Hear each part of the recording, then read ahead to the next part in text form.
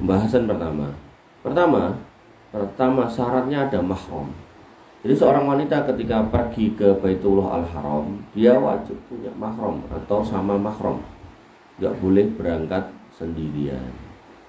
Nah, haji dan umrah wajib secara umum dalam beberapa rincian adalah suatu kewajiban bagi kaum wanita seperti juga wanita pria. Artinya ada seorang wanita yang pernah bertanya kepada Nabi SAW dan Nabi pernah menjawab bahwasanya jihadnya wanita itu adalah haji. Ini menunjukkan bahwasanya haji juga punya kekhususan dari sisi posisi untuk seorang wanita. Namun dalam beberapa hal yang sesuai dengan fitrah dan tabiat kewanitaannya serta sejalan dengan karakteristiknya, wanita berbeda dengan pria. Di antaranya adalah dalam persyaratan adanya mahram.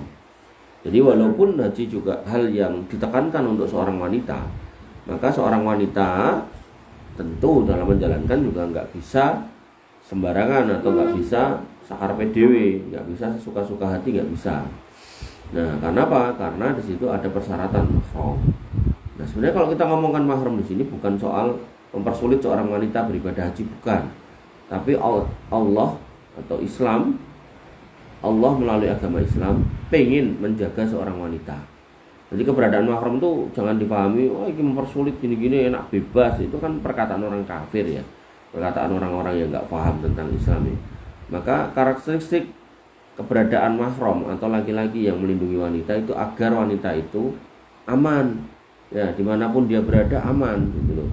Makanya kalau kamu lihat di berita-berita kriminal itu berapa banyak atau banyak sekali wanita itu yang menjadi korban itu. Nah, wanita-wanita yang menjadi korban ini itu karena ketidakadaan mahram, ketidakadaan laki-laki yang melindunginya ya. Sehingga sampai harus dibikin komisi perlindungan anak dan wanita gitu, nah, atau perempuan gitu kan. Ini karena memang wanita itu lemah sehingga banyak menjadi korban. Nah, itu ada seorang wanita yang bisa silat, nah, itu enggak semua wanita, paling ya cuma segelintir wanita gitu loh. Tapi apakah semua wanita harus belajar silat? Ya enggak perlu juga gitu. Karena memang fitrahnya wanita itu di dalam Al-Qur'an dikatakan wa qarna fi buyutikunna wa la tabarrujal jahiliyah. Wanita itu di rumah aja, jangan kemana-mana, jangan kelayapan gitu kan. Ya, kalau memungkinkan di rumah aja. Kalau suaminya siap mencarikan nafkah di rumah aja. Kalau memungkinkan bisa berkarya dari rumah, di rumah aja. Karena rumah itu adalah tempat terbaik buat wanita, bukan di jalanan, bukan di pasar-pasar, bukan di tempat-tempat yang penuh keramaian gitu. Dan seorang laki-laki yang baik itu adalah bukan yang dayus. Dayus itu gini loh, laki-laki yang kemudian melindungi wanitanya dari pandangan-pandangan jahat orang lain gitu. Jadi laki-laki yang baik itu laki-laki yang kemudian menutupkan aurat pada istrinya, ibunya, adik perempuannya. Bukan justru aku bangga nek kamu gak pakai kudung, didelok karo kancaku ayu, rambutmu oren ke garangan, seneng aku gitu. Enggak kayak gitu. Itu dayus. Laki-laki dayus itu enggak akan dilihat oleh Allah Subhanahu wa taala. Allah enggak mau berbicara dengannya dan Allah akan memberikan azab yang pedih buat dirinya gitu. Nah, sehingga seorang laki-laki harusnya tahu posisi gitu loh. Jangan kemudian malah dipamerkan sampai ada bahasa-bahasa golek bojo ki sing patut nek dijak foto pas jagong gitu kan. Enggak usah gitu. Justru kalau kamu foto jagong enggak usah ngejak bojomu. Nanti nek fotomu disebar ada bojomu ayu tenan, kancamu gelem pengen. Nah, akhirnya terjadilah apa yang sering kamu lihat ya, istri teman dimakan sama temannya sendiri gitu kan. Ya karena kesalahan dari si teman itu gitu loh. Mamerke bojone. Nah, hal-hal seperti ini nih yang harusnya kita pahami ya. Makanya laki-laki itu punya tabiat fitrah itu pencemburu. Nah, maka laki-laki yang masih punya rasa cemburu itu laki-laki yang baik. Tapi kalau laki-laki yang enggak punya rasa cemburu, bojone ning ngarep omah ra klamben dijarke wae, maka itu adalah laki-laki yang kurang solih, kurang tepat, kurang benar itu. Ya, maka yang harus kita pahami bahwasanya seorang wanita itu fitrahnya lemah sehingga butuh perlindungan seorang laki-laki. Seorang laki-laki fitrahnya kuat, maka dia harus melindungi seorang perempuan dari segala macam fitnah. Nah, kembali ke sini, maka haji ya diperintahkan untuk laki-laki dan perempuan, dan termasuk ada perintah khusus untuk perempuan karena itu adalah jihad mereka, tapi tetap bersyarat yaitu adanya mahram. Nah, fungsi adanya mahram bukan untuk mengekang wanita tapi untuk menjaga wanita. Jadi kalau ada orang Islam mengaku Islam, kon kudungan kok gerah, ogah, males gitu kan, alasannya ini tidak sesuai dengan kemajuan dan seterusnya, maka ini orang Islam yang tidak paham, orang Islam yang salah. Karena hakikatnya semua itu dalam rangka untuk melindungi yang bersangkutan gitu loh. Kalau ngomongkan hikmah ya. Tapi kalau ngomongkan satu sisi akidah, keyakinan, manhaj, maka itu adalah perintah Allah Subhanahu wa taala yang harus kita taati, kita ikuti. Para ulama berbeda pendapat dalam masalah ini menjadi dua pendapat. Yang paling kuat dari keduanya adalah pendapat mayoritas, yaitu mempersyaratkan adanya mahram untuk wajibnya haji bagi seorang wanita. Artinya haji tidak wajib bagi wanita yang tidak punya mahram, dan ini merupakan pendapat Al-Hasan, Al-Nakhai, Hanafi, Hanabilah, Ishaq, Ibnu Munzir, Al-Baghawi. Sehingga buat kamu sebagai seorang anak yang masih punya orang tua yang namanya ibu, kalau emang memungkinkan kamu haji bareng ibumu, berangkatlah bareng ibumu. Nek mungkin juga bawa istrimu, bawalah istrimu. Nek kemudian pilihannya si jido ibu atau istri, bawalah ibumu, karena ibumu lebih kuliah, lebih penting daripada istrimu dalam hal itu gitu loh. Jangan sampai kamu berangkat sama istrimu, ibumu sampai mati ora haji, itu justru keliru. Bawalah ibumu gitu kan. Syukur-syukur kamu bisa bawa ibumu, bapakmu, dan juga istrimu. Sehingga ya kan, kalau kamu mau naik haji gitu, ketika antrian normal itu bisa 30-an tahun, haji plus itu sekitar 7-10 tahun. Nah, haji yang furoda itu bisa berangkat tahun ini juga. Mung bedone kalau haji yang biasa itu 60 juta, haji yang plus yang 10 tahun tadi sekitar 250 juta, yang haji furoda itu 500 juta. Dari situ saja kita lihat bahwasanya di dalam sebuah hadis dikatakan manis tato ilaihi sabila, siapa yang punya jalan, punya kemampuan untuk menuju ke sana, finansial. Artinya kalau kamu mau ibadah haji, maka siapkan finansial. Menyiapkan finansial nggak bisa dadaan kayak tahu bulat. Dari muda kamu harus mempersiapkan ilmunya, mempersiapkan planningnya, kamu tata semuanya, kamu celengi gitu. Kalau ada duit kamu pikir gimana caranya ngubengkan. Jadi 3 yuta piye carane ganti 3 yuta, apa tukoke wedhus, apa tukoke pitik, apa tukoke apa gitu loh. Dan itu selalu saya contohkan, wahai laki-laki, jangan sampai kemudian duit piro-piro dintekke. Kalau itu yang terjadi, itu adalah gaya atau model perempuan. Ya, ketika kamu ikut-ikut model perempuan itu, maka yang ada ya nanti dapatmu berapapun kamu berlomba menghabiskan dengan istrimu gitu. Maka jadilah laki-laki, yaitu orang yang selalu berpikir gimana caranya mengembangkan harta materi dengan cara yang benar dan halal. Jangan sampai kemudian iso mung ngentekke. Wong lanang nek rumuse penting iso entek ndang tek gitu kan, maka bubrah biasanya tatanan. Ya, kamu bisa menyaksikan di banyak rumah tangga kalau wong lanang iki seneng ngentekke, sedangkan ra iso golek, itu biasanya rame, ruwet, bermasalah gitu kan. Qanifidin azan ya Allah wa iyyakum. Dalilnya ya kembali ke sini, ya ketika dipersyaratkan kemampuan tadi finansial, maka untuk wanita ada syarat tambahannya, mahram. Jadi kalau wanita ini misal nggak punya suami, nggak punya anak laki-laki, anak perempuan semua, nggak punya suami, bisa karena belum nikah atau sudah menikah tapi berpisah, entah pisah hidup pisah mati. Kemudian dia juga nggak punya bapak, nggak punya kakak laki-laki, nggak punya paman laki-laki gitu kan. Maka kalau memang benar semua itu nggak ada, berarti kewajiban mangkat haji selesai, nggak ada kewajiban lagi untuk dia karena syaratnya nggak terpenuhi. Walaupun dia orang kaya, walaupun orang sugih. Makanya kepada wanita-wanita yang kaya dan belum haji, nek saya, misal itu saya wanita kaya itu, saya akan nyari suami dulu. Nah, lah tapi kan saya kaya, jadi saya harus nikah dengan orang kaya. Ada, wis rondo, rande pak, gitu. Adike lanang yo ora ngurusi dheke, terus anake wedok kabeh gitu kan, rong dhe mantu gitu kan, mantu lanang rong duwe gitu. Nah, nek mikir saya gitu kan kepada orang seperti itu harusnya loh ya, harusnya ya mbok nyolek bojo gitu loh. Jenenge bojo itu kan kalau saya pernah bahas di sini, kalau nyari laki-laki itu kan syarat dari Nabi SAW apa? Idza ja'akum man tardawna dinahu wa khuluquh. Datang orang yang kamu ridhoi akhlak dan agamanya. Kan itu syaratnya sebenarnya. Enggak ngomong ke sugih, enggak ngomong ke apa. Fazawiju nikah gitu loh. Tapi kalau perempuan boleh dinikahi karena cantiknya, boleh karena nasabnya, boleh karena kedudukannya, boleh karena hartanya. Tapi yang keempat kata Nabi SAW, fatwa beda titin taribatnya, perhatikan agama nih gitu kan. Nah dalam konteks laki-laki harus ada akhlak dan agama. Kalau perempuan agama tok gitu loh, sisanya bonus gitu kan. Nah ini perempuan nih sudah nggak punya suami, Ya, kakak yo wis mati, tinggal adik laki-laki yo sibuk sendiri, bapak randuwe gitu kan, anak wedok kabeh gitu kan. Nah, begitu kemudian mau kita temukan, mau kita namanya carikan pasangan kan janda tuh.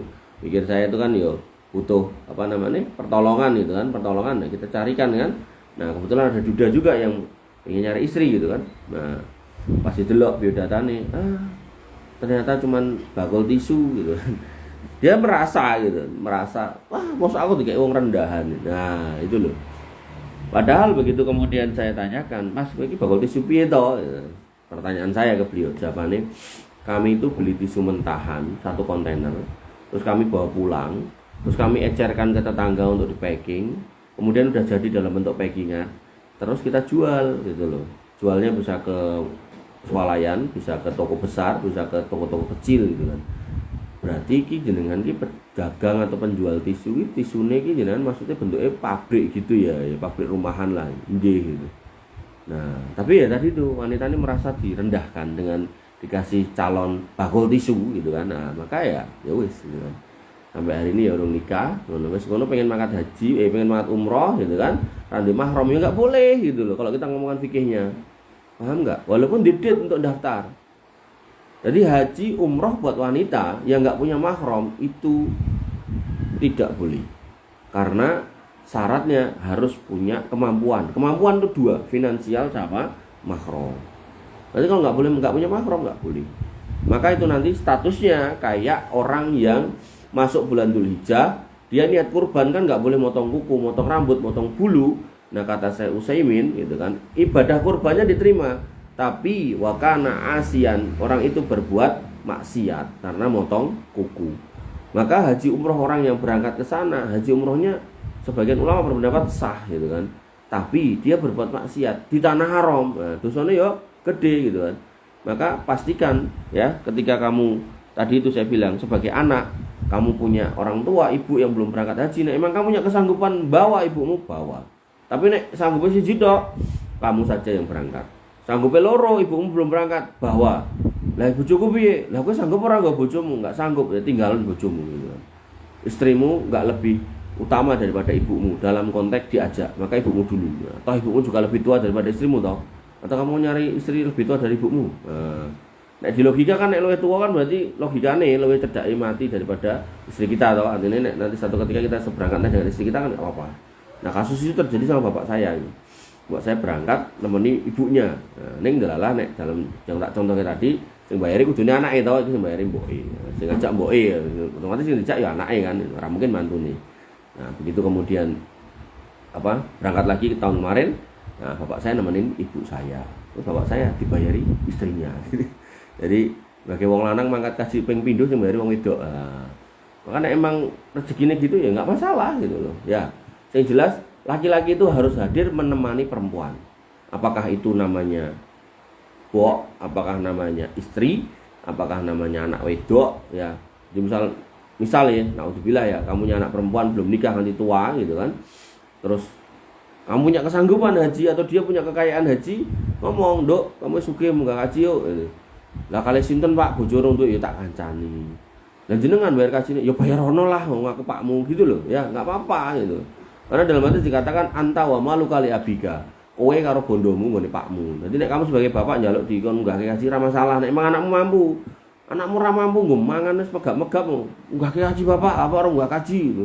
Nek ra mbayari durhaka kowe ya. Itu juga enggak benar juga ya. Jadi bapak juga harus tahu diri ya. Lihat-lihat situasi dan kondisional. Makanya orang tua itu tanggungan anak ketika anak punya kesanggupan. Nek anak enggak sanggup, maka kewajiban untuk ngurusi orang tua itu sebatas kesanggupannya. Allah taala. Dalilnya apa yang diriwayatkan dari Abu Hurairah radhiyallahu an bahwa Rasulullah SAW bersabda, la yahillu lil mar'ati tu'minu billahi wal yaumil akhir tusafiru masirata yaumin wa lailatin illa ma'adhi mahramin minha. Enggak boleh atau enggak halal, bahasanya la yahil ya, berarti enggak halal ya. Enggak halal itu berarti haram ya. Bahasanya seorang wanita yang katanya ngakunya beriman kepada Allah dan hari akhir, kok kemudian dia safar sejauh perjalanan 1 hari 1 malam, berarti 24 jam. Nah, maka kalau dia melakukan perjalanan ini illa ma'adhi mahramin, kecuali dia harusnya bawa mahram gitu. Kalau enggak bawa mahram maka haram, enggak halal, dosa gitu. Nah, 1 hari 1 kali 24 jam, 1 malam dan 1 hari, sehari semalam, ini tentu perjalanan waktu itu naik unta ya. Kalau naik kendaraan yang lain maka diukur dengan jaraknya yang sama. 1 hari 1 malam itu ya kira-kira sekitar, kalau dulu naik unta ya mungkin sekitar 60 atau 50-an kilo gitu. Yang intinya adalah seorang wanita ini dalam konteks hadis ini tidak dikekang haknya, tapi lebih kepada dijaga agar tidak terjadi apa-apa. Apalagi zaman dulu orang lewat di padang pasir yang luas, itu kemungkinan ada binatang buas, kemungkinan ada begal. Nah, maka dengan adanya mahram, wanita ini dijaga. Makanya kalau kamu punya kakak, punya adik perempuan gitu kan, kemudian ngomong, "Mas, aku main di Jakarta," jangan ragu untuk mengatakan, "Yo tak terke." Nah, itu loh. "Yo tak kancani."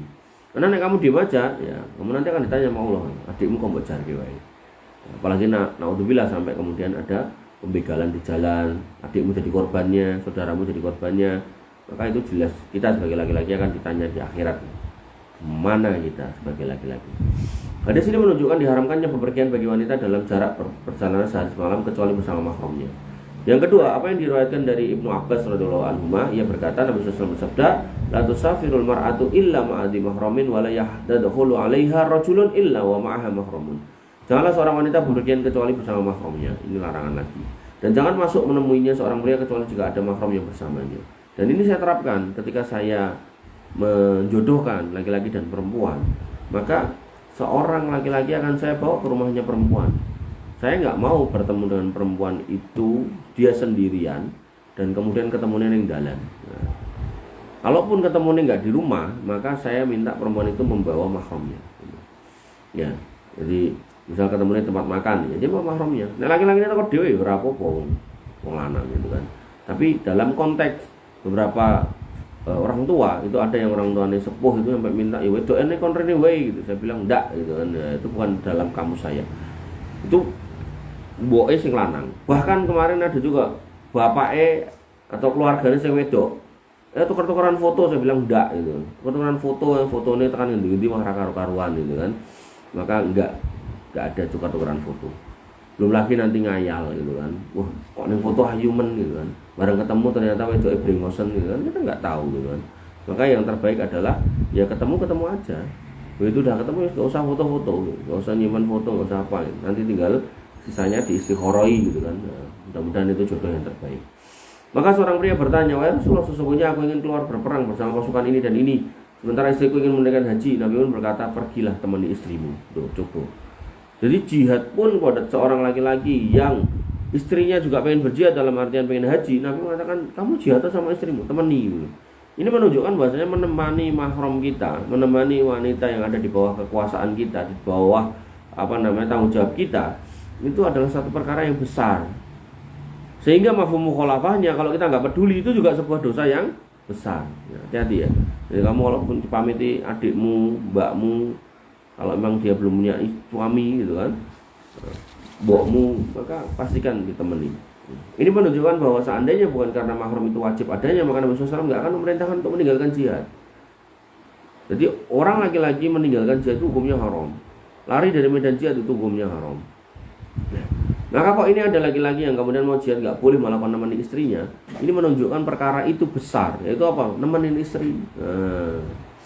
Sehingga At-Tahawi rahimahullah juga menggunakan hadis ini untuk menyimpulkan bahwa wanita tidak sepatutnya keluar menunaikan haji kecuali bersama mahramnya.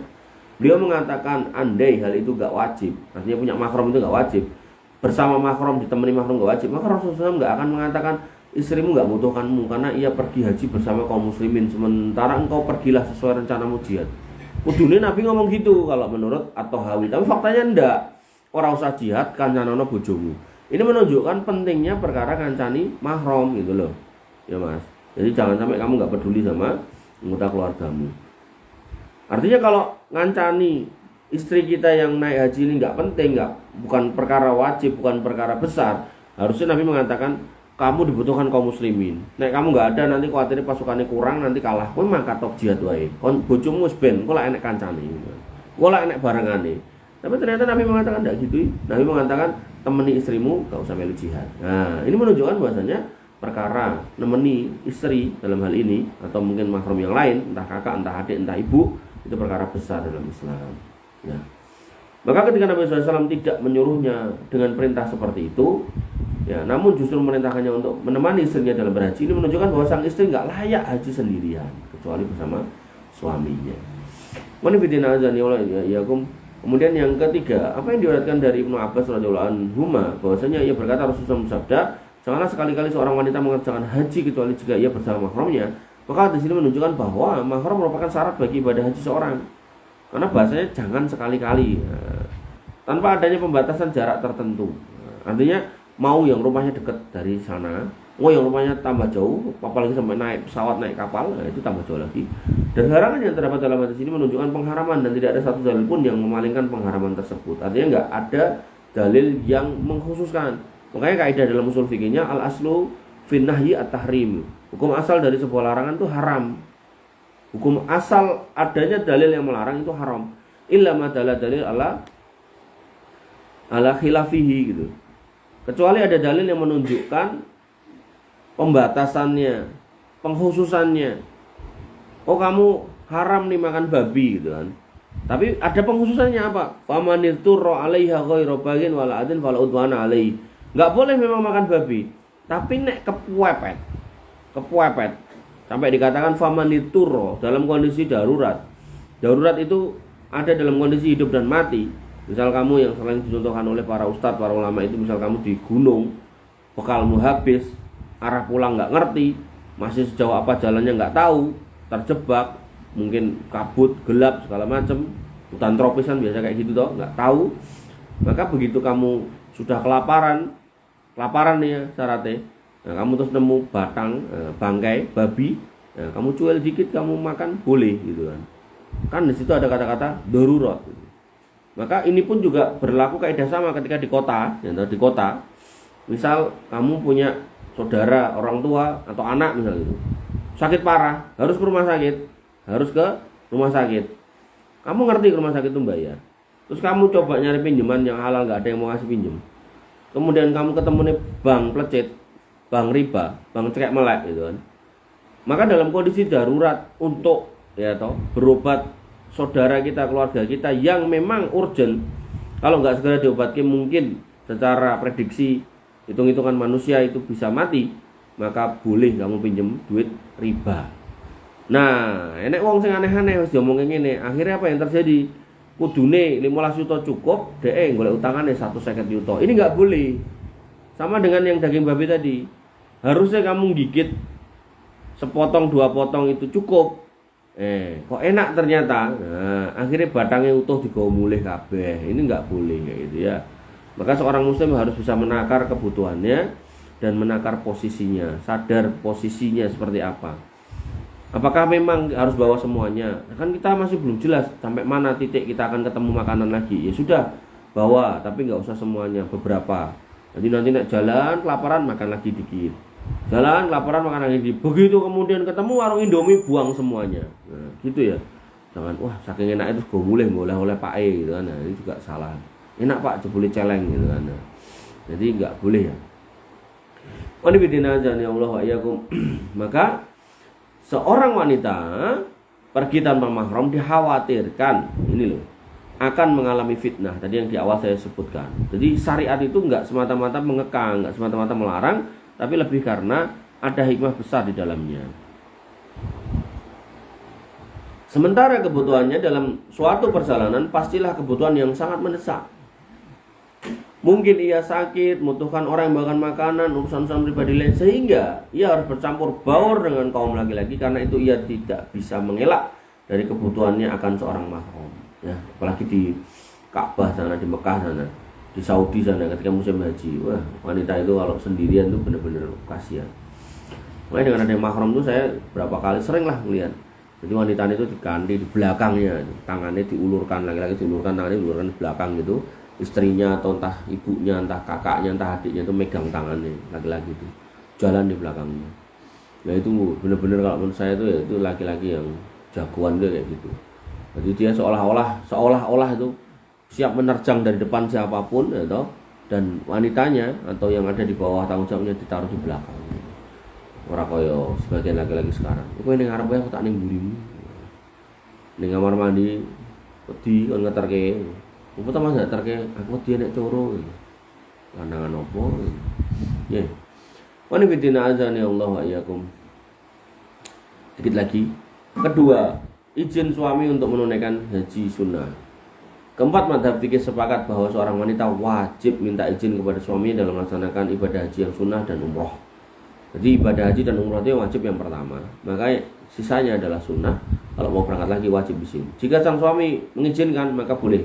Namun jika tidak, maka harus tinggal, nggak usah berangkat. Karena hak suami merupakan salah satu kewajiban, sementara berangkatnya sang istri dalam kondisi demikian merupakan suatu yang sunnah.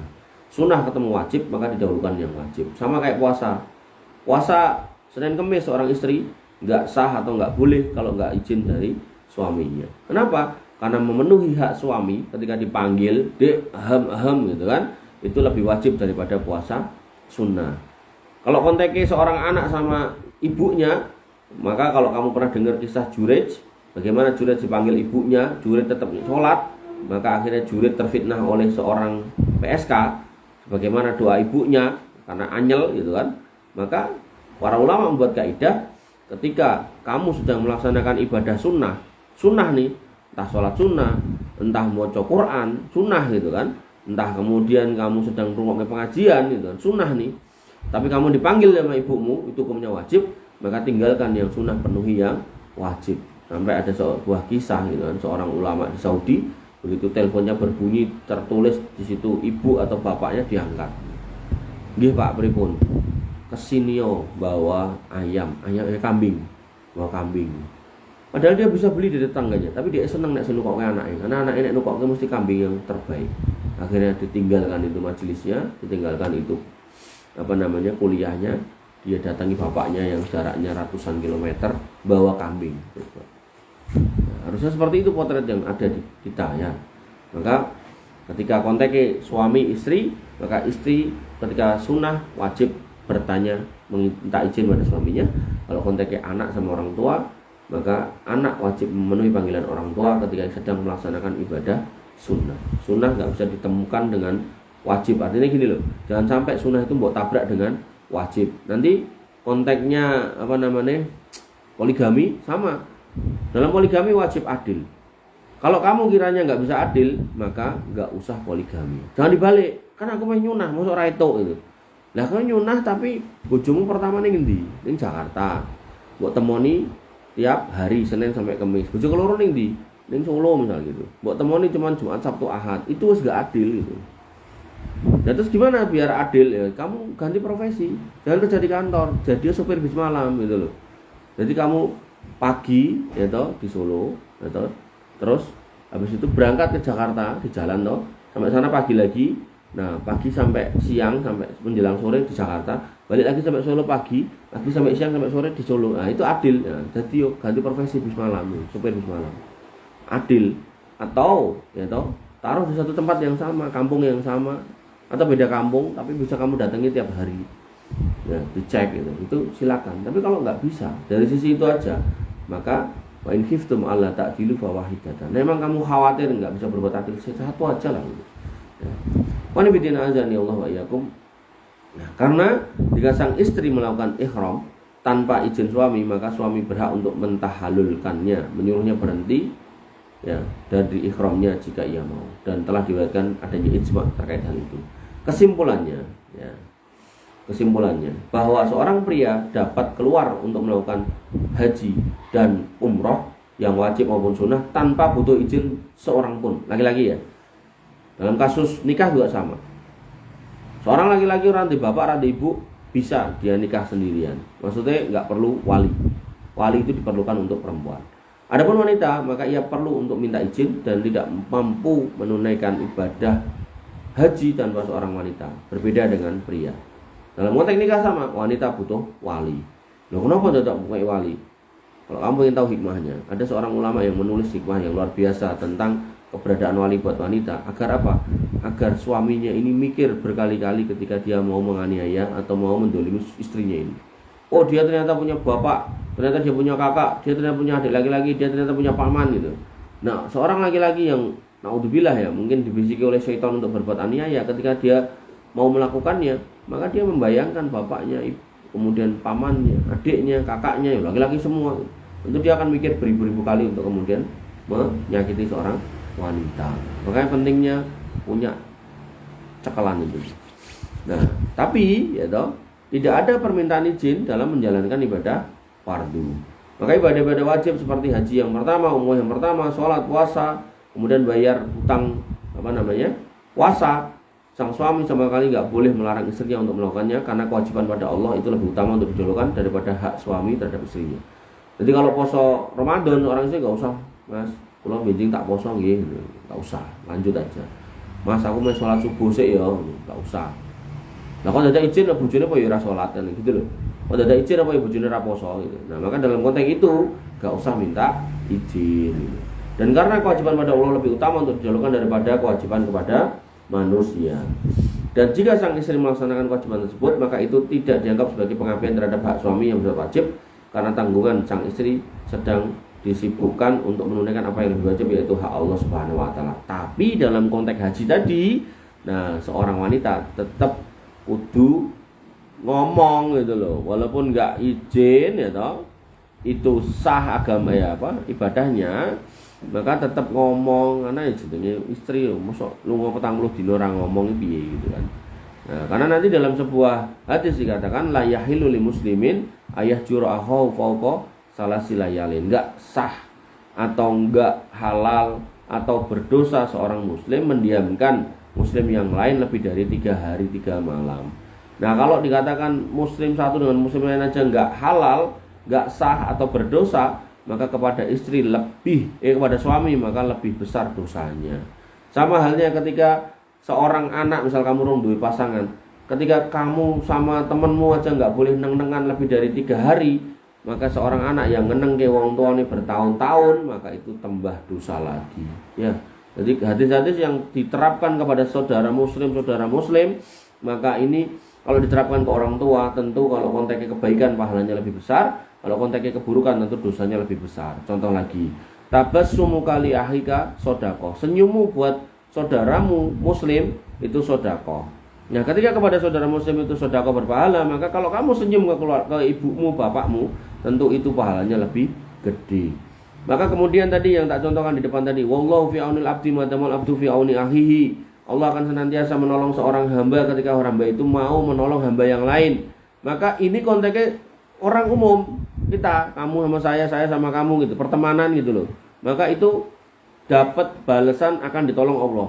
Maka anak yang selalu nolong orang tuane, ya, orang tuane lagi repot diewangi, orang tuane randede dikei, orang tuane kesel dipijeti, orang tuane sakit ditambahke, kepedulian anak pada orang tuanya itu akan menghadirkan pertolongan Allah yang jauh lebih besar daripada ya kebaikanmu pada temanmu. Artinya kalau kamu sama temanmu baik aja, Allah akan balas, apa meneh karo wong tuamu.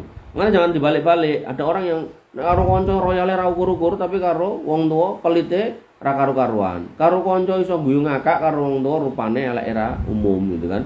Maka ini kebalik-balik ya. Jadi pastikan fikih yang kita lihat ini memang konteksnya haji dan umroh, wanita dan perempuan. Tapi kalau kita mau mendalami, menyelam lebih dalam, insya Allah ini kalau diterapkan di banyak kasus, banyak cerita, itu ya itu kedudukannya. Makanya jangan sampai ya kamu bisa main sama temenmu ketawa-ketawa, tapi begitu sama orang tuamu kamu nggak bisa senyum. Di konteksnya suami istri ya sama. Wanita yang kumpul karo kancane iso ngekek-ngekek ra karo-karuan, tapi karo bojone rupane welek ra gendah gitu kan. Maka ini sebuah kekeliruan ya. Jangan sampai itu terjadi di diri kita. Karena kalau itu terjadi di diri kita, maka kita sedang kena tipu daya syaitan, yaitu apa? Mendahulukan hal yang penting, meninggalkan hal yang lebih penting. Skala prioritas kita nggak tahu. Baik, wanifidin azani Allah wa iyyakum, seperti janji saya atau seperti perkataan saya di depan, ya kita cukupkan sampai di sini pertemuan kita karena saya ada kegiatan pagi-pagi. Tapi sebelumnya kita lihat ternyata ada pertanyaan, kita coba jawab. Mudah-mudahan nggak lama. Assalamualaikum. Waalaikumsalam. Izin bertanya, Rasulullah SAW memiliki kegiatan yang sangat banyak dengan memiliki ujian yang sangat berat.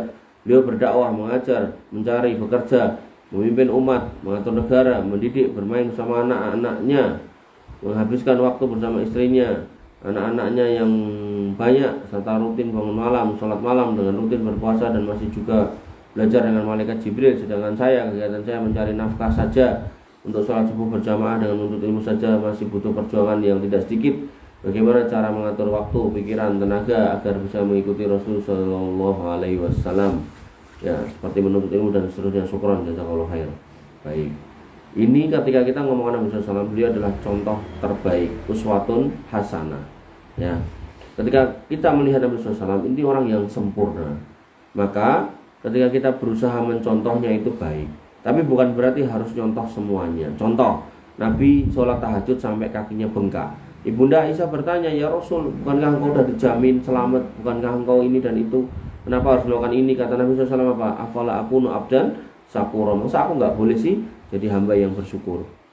Nah, pertanyaannya, apakah kita ya kudu sholat tahajud nanti bengkak? Enggak, itu loh.